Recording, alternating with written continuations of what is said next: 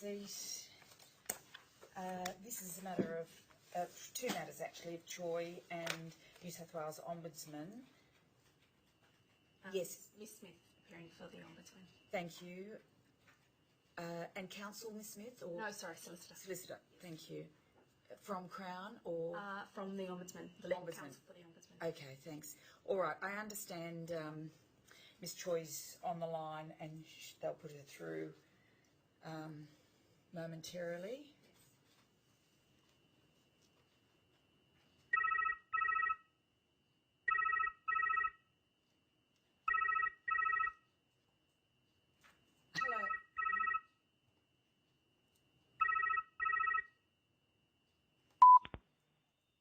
Hello, Magistrate Hennessy speaking.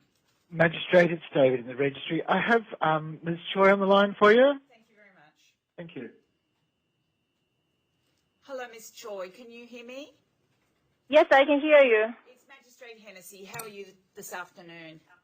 Good, thank you, and you? Very well, thank you. And Ms Smith is here representing the New South Wales Ombudsman. Good afternoon, Ms Smith. Good afternoon, Ms Choi. Okay, this matter's listed today because the Tribunal has raised the question of whether or not you should have a guardian appointed for you, Ms Choi, under the Civil and Administrative Tribunal Act. And there's been some directions, I think, for you to provide any submissions that you wanted to provide in relation to that issue. You have provided some submissions that we received on the 10th of October, and I think they're 4 pages in which you say that you do not want a guardian appointed. And I'll ask you to talk to those submissions in a minute, but I'll just check with Ms Smith about your position about the issue. Yes, the Ombudsman is not objecting to or supporting, so will abide the decision of the Tribunal. All right. All right. You're aware, I think, both of you, that the Tribunal published a decision previously in a matter involving the University of Technology. That was a decision published on the 15th of October. Now, clearly that's against a different respondent, against UTS, not against the New South Wales Ombudsman.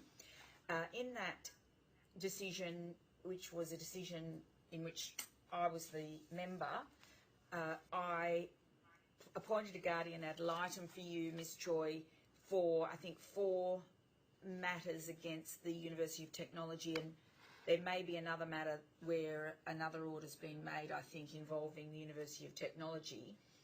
Clearly there's evidence before me in those proceedings that's not before me in these proceedings, which may be relevant to the question of whether an appointment should be made. Do you have anything to say, Ms Choi, about whether I can take into account the evidence that I had in relation to the UTS application? Yes. You think I should?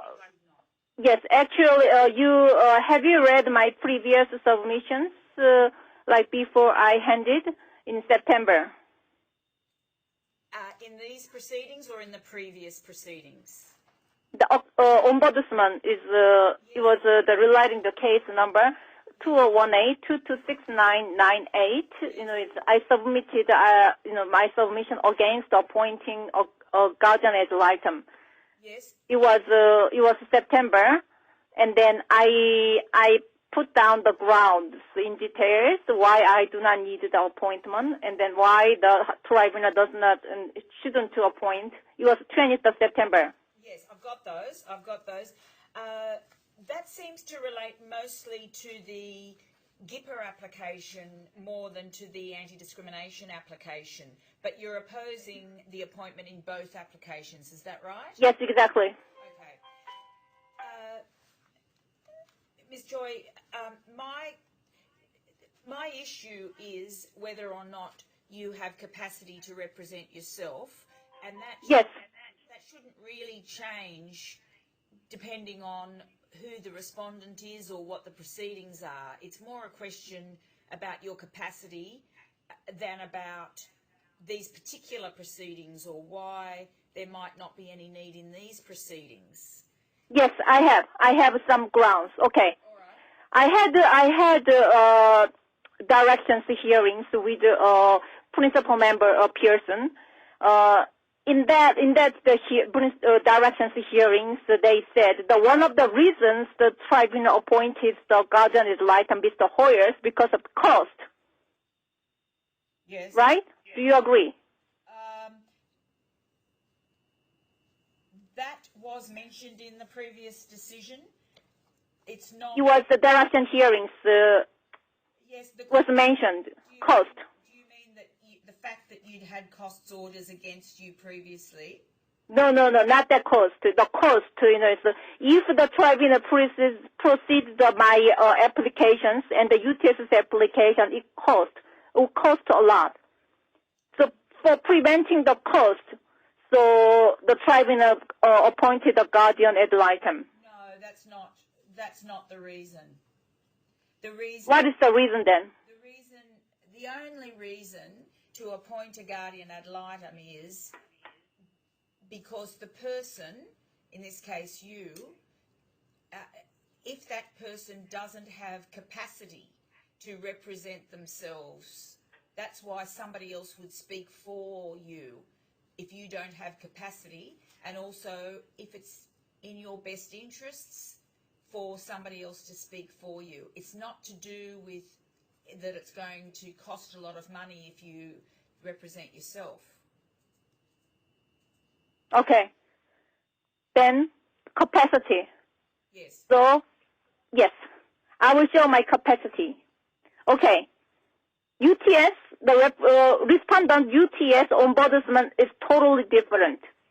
As I mentioned in my submission 20th of September, year 2018, the UTS is different. UTS hired a big law firm and spent a lot of money, more than millions of dollars, and cheated tribunal, and then so many, it's like unethical behavior. At least the ombudsman wouldn't cheat in that way. So it is different. And then I have a capacity. I have some problems. I have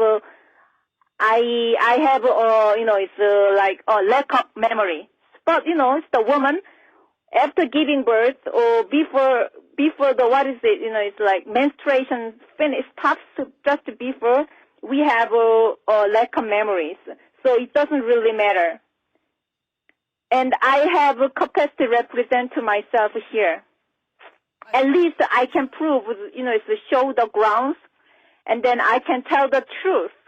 This is a matter of the truth.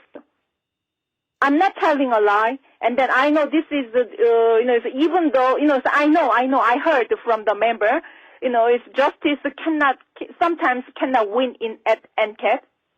It's a lot of technical things, so I may fail to prove, the evidence, and then I may have the lack of evidence. Still, I would like to go proceedings. Yes, still, because I heard from the Mr. Konati, and then, but the ombudsman, is still, concealing the truth. So I just wanna, go proceeding. It doesn't matter. The result can be against me. It doesn't matter. But for a long term, it is better for the NCAT. The Section 43, they don't want to, the ombudsman doesn't want to, disclose the note under the section ombudsman, it's Section 43 of the Ombudsman Act. The Parliament gave the ombudsman too much, enormous power. That's unfair. So I'm going to stop it. And then I need a detailed decision from the NCAT. And then so the NCAT, is like later on, they have a different, it's like position. So I want to do this. No matter how long it takes. And I want to do this. I don't want anyone can stop me and then still, even though I lose these cases, I want to do this. And then I have a capacity to show. Right. That's it. Can I just summarise what I think you've said so I understand? Oh, yeah.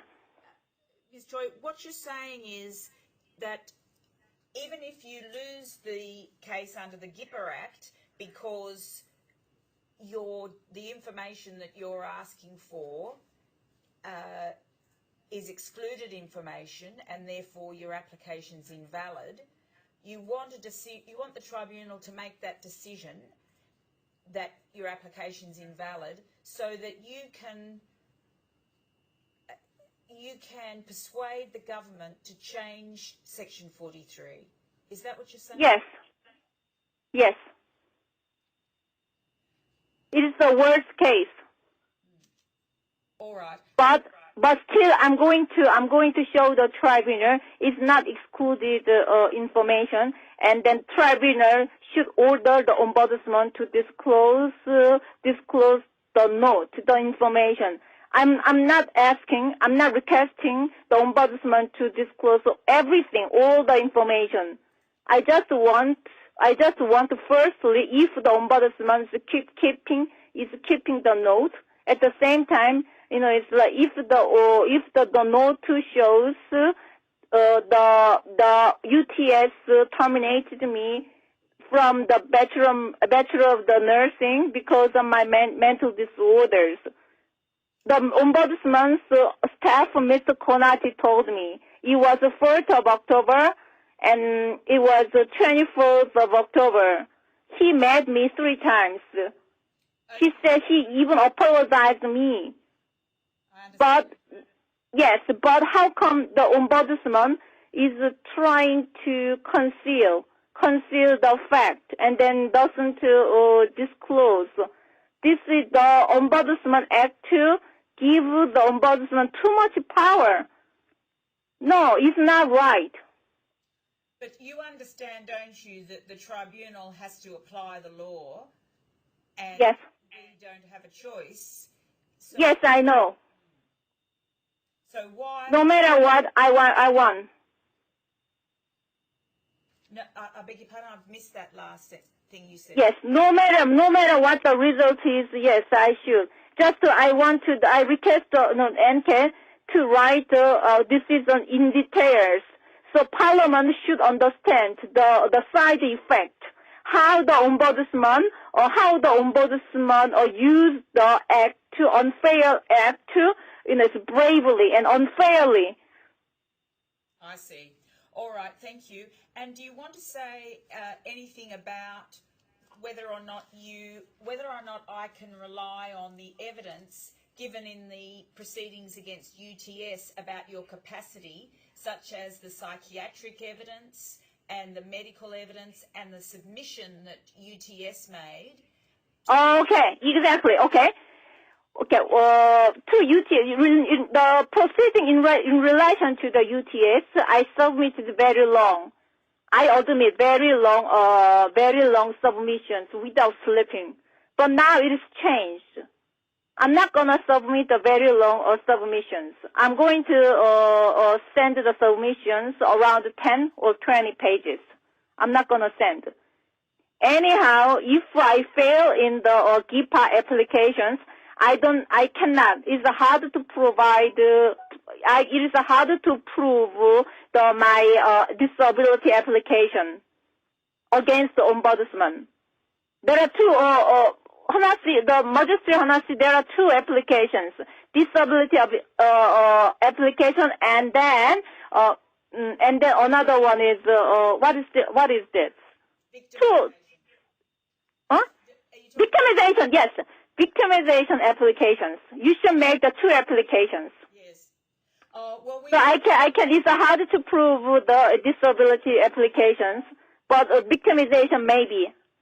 It's possible. And now I need a leave. It's like leave. We are going to go to the leave hearing, right? I need the leave decision from you. So please please allow the leave decisions. I see. Yes, it's a leave application. Yes, leave application. So I'm going to make. I was maybe you believe or not, I was a lecturer, multimedia lecturer, and then I can make a great YouTube clips.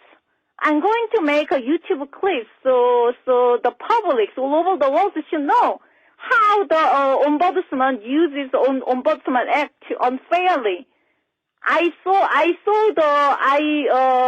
checked the other cases.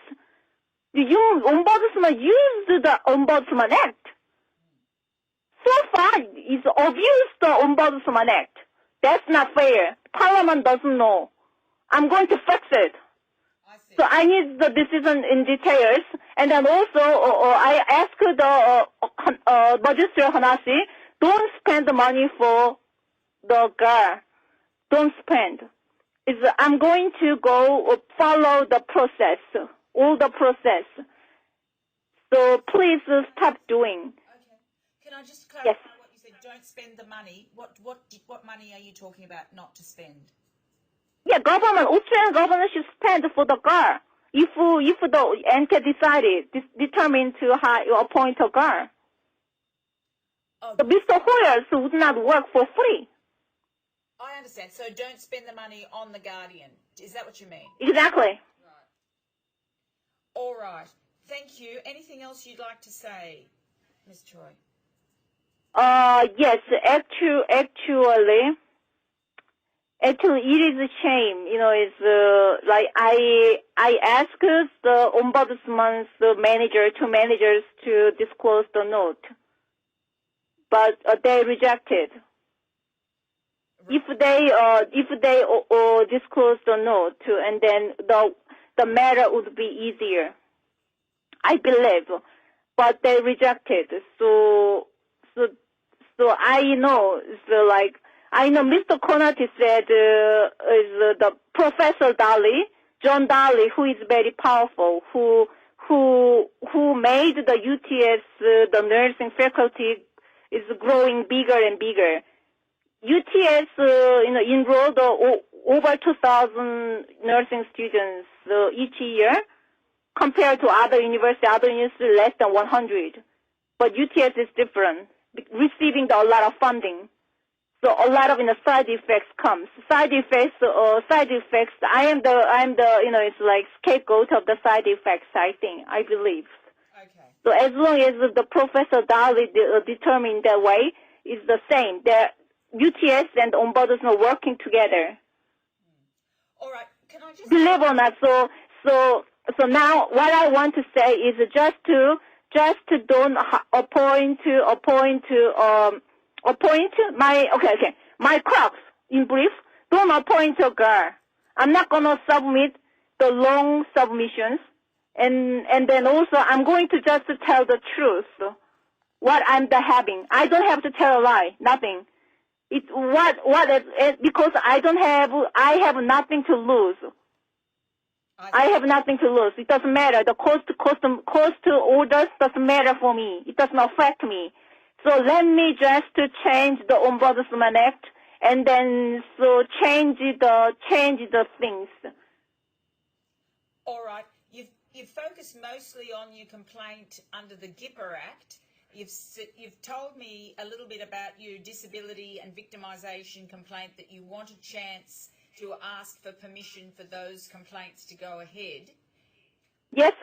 What I'm more interested in, if you've got anything to say, the previous decisions appointing a gal were based on your capacity to run the case yourself. And that decision was made based on the evidence in that case that you didn't have capacity. So what's changed about these cases? Oh yes, I have capacity. So you remember, is NCAT the 267 about the Privacy Act, and then the senior member Ludlow handed down the decisions. The Ombudsman breaches the Privacy Law Section 18. Do you know that? Yes. Yes, and at that time, I didn't have any help. I didn't have any ground. Yes. So if the respondent, if I am very, I have a capacity, all of a sudden I have a capacity against the ombudsman. Okay. So the UTS is different. UTS is cheating. It's manipulating the evidence and then is putting a lot of money. But ombudsman at least is ethical in that manner. Ombudsman doesn't manipulate or cheat the evidence.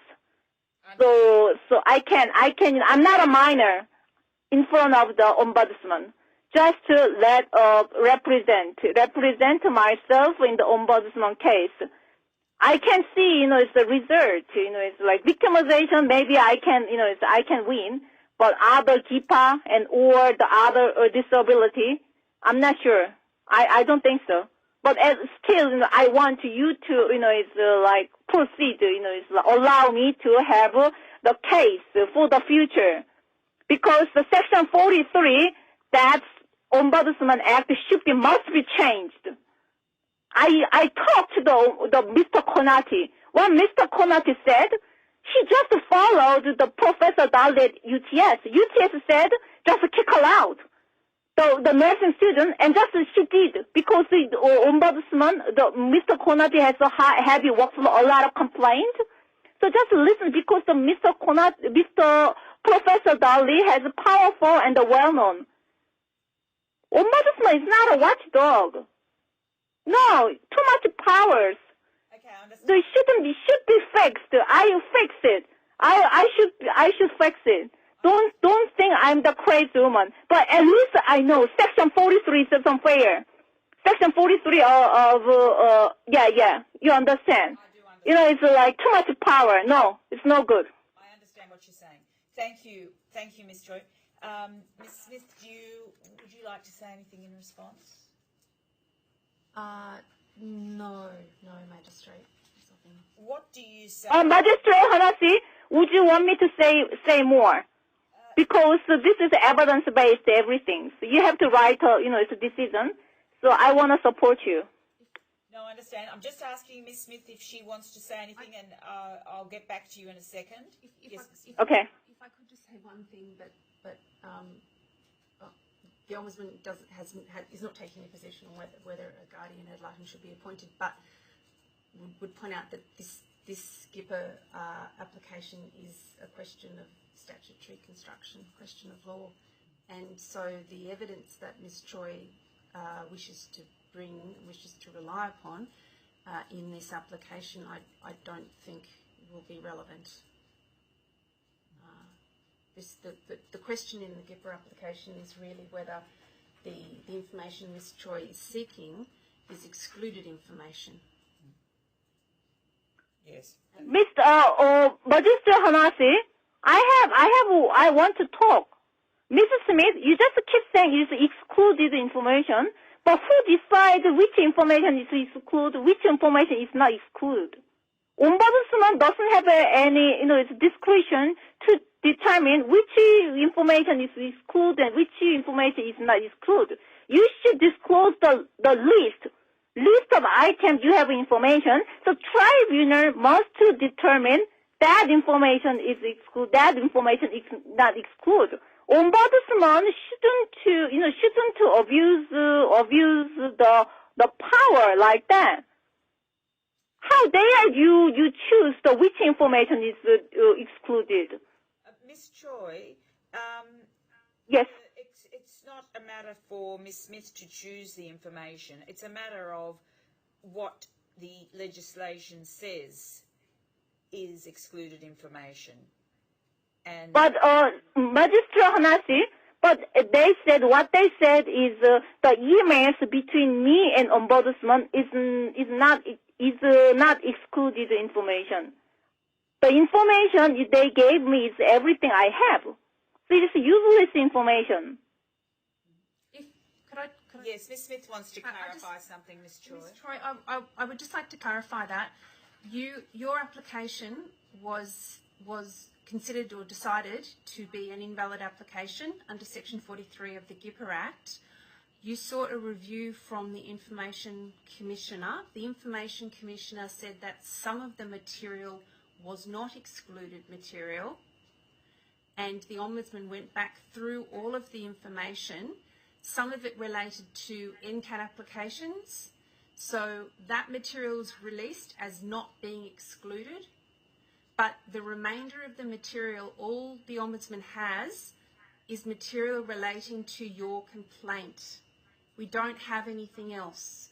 And Mrs. Smith, my complaint was finalized 8th of October, year 2015. yes, Until the 8th of October, year 2015, the information can be excluded information, but after that, the information is not everything excluded information. But you didn't show that transparently. It's not, the process was not transparent. And then, so GIPA, I gave all my opinions. Now, I would like to give my opinion about regarding the discrimination application, 2 applications. Mrs. Smith, you know there are 2 applications under the Anti-Discrimination Act. One is a disability application, another one is a victimization application. Ms. Choi, I'm going to interrupt you now. Yes? Yes, thank you. This is not the opportunity today to talk about whether you're going to win or lose your case or what the statutory interpretation is of the Discrimination Act or the GIPA Act. It's only to talk about whether you have capacity to bring these complaints, and if you don't, whether I should appoint a guardian. You have talked about the merits of your applications, but that's not what I'm going to be basing my decision on. Only thing I'm going to be basing my decision on is whether or not I think you have capacity to represent yourself, and if I don't, whether I think it's in your best interest to appoint a guardian. If there's anything else you want to say about that issue, now's your chance. Otherwise, I think we're done.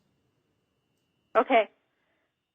Repeatedly, I say I have a capacity because so far it was since the year 2015. I was involved. I have been involved in the NCAT proceedings since the year 2015. But I never forgot, any hearing, directions, or case conference.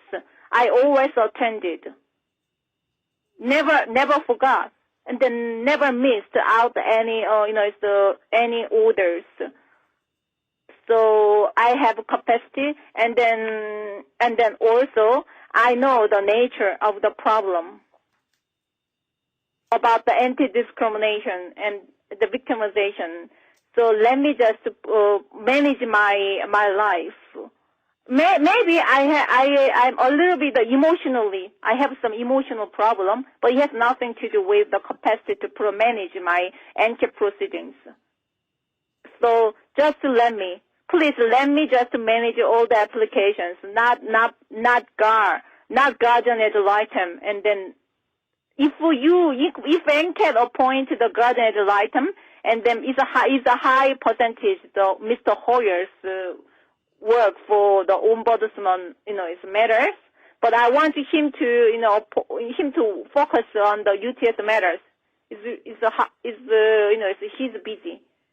So, and then don't let the other people be involved anymore, because one of the problems in my matters, too many people are involved. So just to make it simple and then make it clearly. I understand. Can I ask you this question? Yes.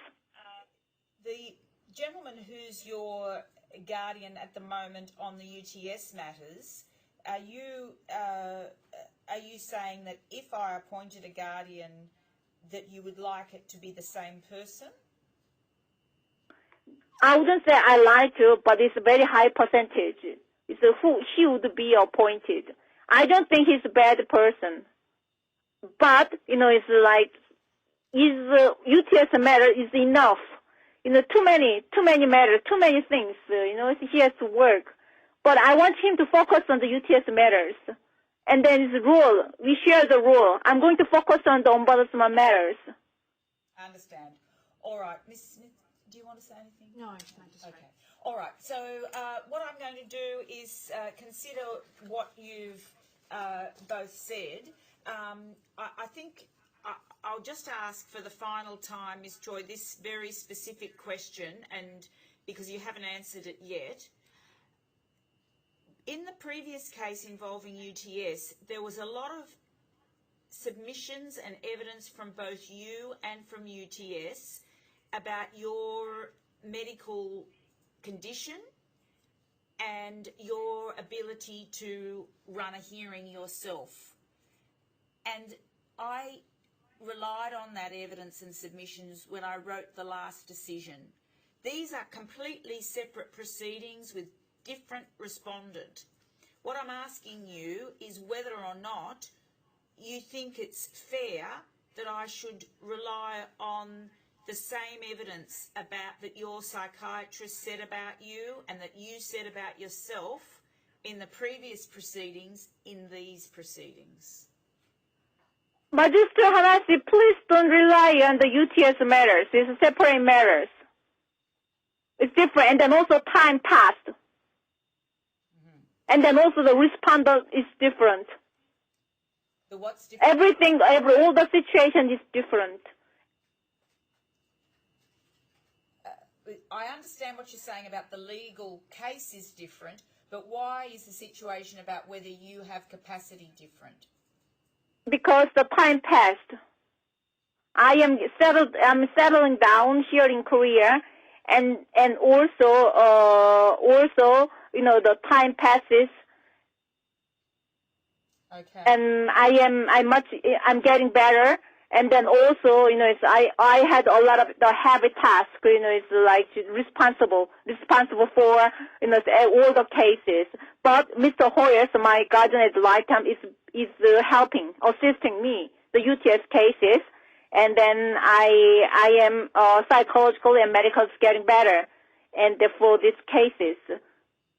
All right. So for ombudsman cases. And then also, I have experience. I beat up, it's knocked down the ombudsman.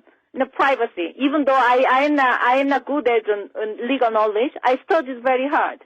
I understand. I am, it's like, Magister Hennessy, it's like, most of people, they don't know about the privacy law at all. But at least I know. Just let me manage these matters. I understand. Thank you. Can you understand? It's like the first privacy proceeding at UTS, the senior member Peregrino ordered me to bring my counsel, and it was from the beginning that order was wrong completely. So my counsel became a friend of UTS, the counsel and the solicitor. So I just suffered so much. It's like, please do not cause any problem. And can just make all the process just simple. Just to go and proceed, and then let me do other stuff. It's like. Okay, thank you. I've just got a couple of last things I want to ask. We made a confidentiality order in the previous proceedings, but in these proceedings under the GIPA Act and the Anti-Discrimination Act, there's no automatic confidentiality order. Do you think your name should be kept confidential in the reasons that I write?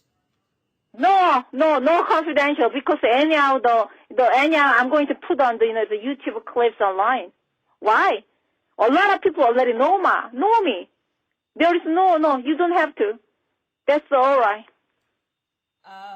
All right, and the other matter that was just a housekeeping matter is I note that in the GIPA matter, Ms. Smith, the Ombudsman's named, and this is the registry's mistake, I think, as Ombudsman New South Wales or Ombudsman NSW rather than NSW Ombudsman. Yes, it should be. All right, so I'll make an order that the name be changed.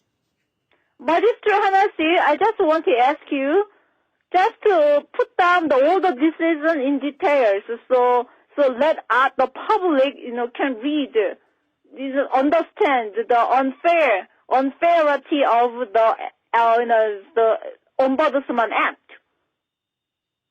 So it is our task, is like to fix the Ombudsman Act and then persuade the Parliament to fix the Ombudsman Act. I understand. Yes, I understand what you're saying. You've told me that already. Thank you. I understand that. Magistrate. Yes, Ms. Smith. Could I just ask whether you will also decide whether the GIPA application can be heard in the absence of hearing, so on the papers? I think, Ms. Choi, you made submissions that you are agreeable to the matter being determined on the papers. Is that correct? Excuse me? Oh, sorry. Ms. Choi, on the GIPA application, when we were asked to make submissions, we were asked to make submissions about the appointment of a guardian and also whether a hearing could be dispensed with so that the decision for GIPA could be made based on written submissions. Mrs. Smith, this hearing is about appointing the guardian ad litem. Please do not mention of the GIPA matters. No, I'm Just focus on the if the tribunal appoint a guard or not. That's it. No, Ms. Choi, in the orders that were made in the directions that were made seeking submissions on the appointment, the tribunal also asked whether a hearing on the matter could be dispensed with. No, I need a hearing, of course, hearing. We need a hearing. This is a significant matter. I need a decision in details, and then who should be published the case law. Mrs. Smith, please ask your manager just to negotiate with me. Okay? Go to your office and then tell Mr. Bond and Mr. Bond's manager, the horn speak man or other, and negotiate with me. In doing so, I'm going to revoke the NCAT applications. Don't give NCAT a lot of headache. This matter obvious. Speak to Mr. Konati. What Mr. Konati did, what Mr. Konati told me. I'm not telling a lie. There is no reason I'm telling a lie. Okay? Just to admit that one and that investigate my complaint against the UTS and then also admit the your discrimination. Then if we only your apology, I could revoke my anti-discrimination application. I'm not targeting ombudsman. You understand? So go to speak with your manager and get back to me. Can you please stop that now? That's okay. Not the sort of submission I'm asking you to make. And the question was merely about whether or not the actual decision should be determined on the papers, and Ms. Smith was expressing her view that they should be, and you have expressed your view that they shouldn't be, and that was something that the tribunal will decide. I want a hearing. I know you do. I'm sorry about that, but anyhow, this matter is more important. The process. So in that way, the Parliament should fix the Ombudsman's Act. Yes, Ms. Joy, you've told me that several times now. I thank you very much. I do understand that point. All right. Anything finally? No, Magistrate. No, not really. Okay, I'm going to think about the application and make a decision quite quickly if I can, and I'll give you written reasons for any decision that I make. Thank you very much, Ms. Choi. Thank you very much. Please write in details for everything. Thank you very much. Bye-bye.